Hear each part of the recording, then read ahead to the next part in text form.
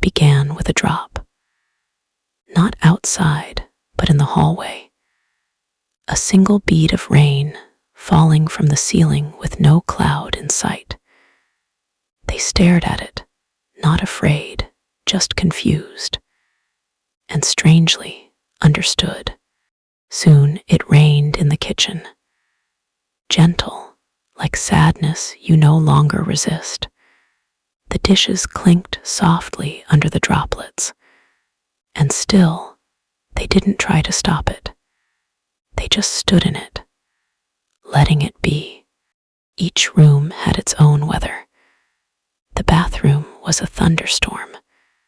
The living room, steady drizzle. In their bedroom, a mist that moved like memory. No leaks, no damage, just emotion with form. They tried to speak to it, asked, "Why now?"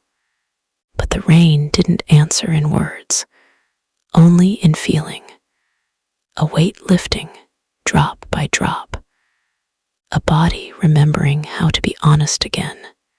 Memories surfaced with the storm. Things they hadn't cried over when they should have. Losses they minimized. Goodbyes they rushed. The rain held them all and asked nothing in return. They didn't mop, didn't run. They opened windows, let the sound move through them. They danced a little barefoot on soaked floors, not to be happy, but to feel alive again. They found a journal under the bed. Pages warped with old water damage. It had rained before. They just hadn't noticed. Or maybe they hadn't been ready to name the weather yet. This time they wrote, not to make sense of it, but to let it out. Sentences slipped like rainfall. Gentle, persistent. Some cried, some forgave. All true. At night, the storm grew louder, but so did their peace. They curled into bed, rain falling from the ceiling like a lullaby. No fear, just feeling, just release.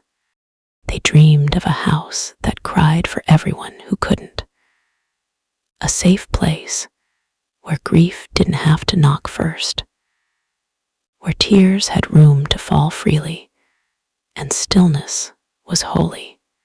By morning, the rain softened to mist. Their home glowed quietly. Damp, yes, but gentler, like sorrow that had been witnessed fully and was now resting. They didn't dry the floors, didn't erase the signs. Instead, they left a towel by the door, a chair by the window, just in case it ever rained again and they needed a place to sit with it. Friends visited. Some noticed the smell of rain, others didn't. But one paused, looked around, and said, "It feels honest in here." They nodded. That was the best compliment they'd heard in years. They no longer feared the storms. Not inside, not outside. Because now, when the clouds gathered, they knew this wasn't the end. It was just the next beginning of feeling fully again. And so the rain became a guest, a friend, a soft kind of truth, not always welcome, but never cruel. It came when needed, and always left something blooming behind.